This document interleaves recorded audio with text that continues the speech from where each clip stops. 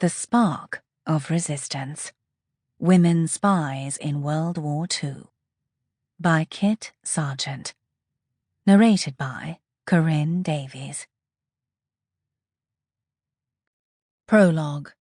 May 1945. Vera Atkins barely recognized the woman standing alone on a platform at Euston Railway Station. She was clad in a bedraggled coat, unusually thick for this time of year, that hung too loosely on her frail figure. Yvonne? The woman turned. At only 18, she'd been one of the youngest hired, and still had the look of a child, though now a starved one, with dark circles around her eyes and matted blonde hair. Miss Atkins had the mind to hug her, but she was afraid she'd either break the girl's bones or Yvonne would collapse under the weight of her former boss's arms. "I'm sorry to keep you waiting," Miss Atkins said instead. "Was your journey all right?" Yvonne attempted a smile. "As good as could be expected." Pleased as Miss Atkins was to see Yvonne, her thoughts were eclipsed by one niggling inquiry. She voiced it after they had settled into the car, Miss Atkins sitting as straight as always, Yvonne's head leaning against the seat. "What do you know of the other girls?" Yvonne's eyes flew open. "The other girls?" "Yes.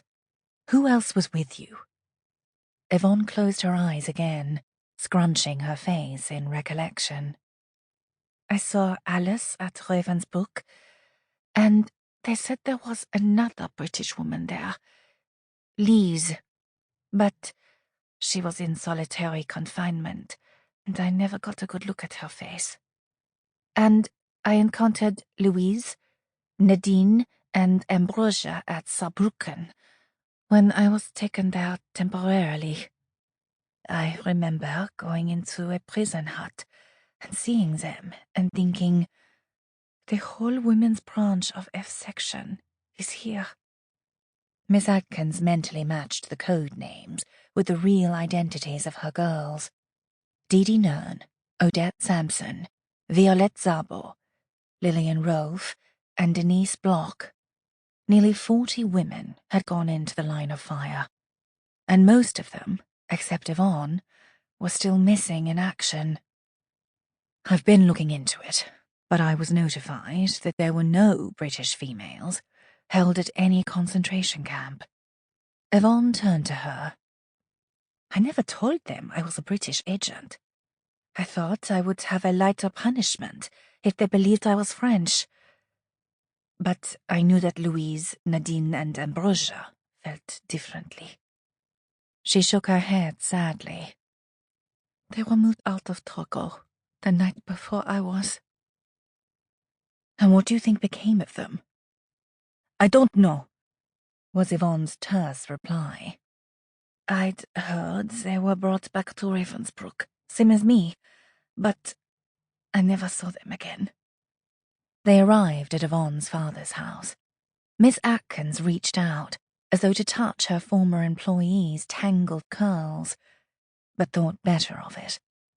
She folded her hands across her lap. "Don't worry," she told Yvonne as the driver helped her out of the car. "I will find them." Chapter 1.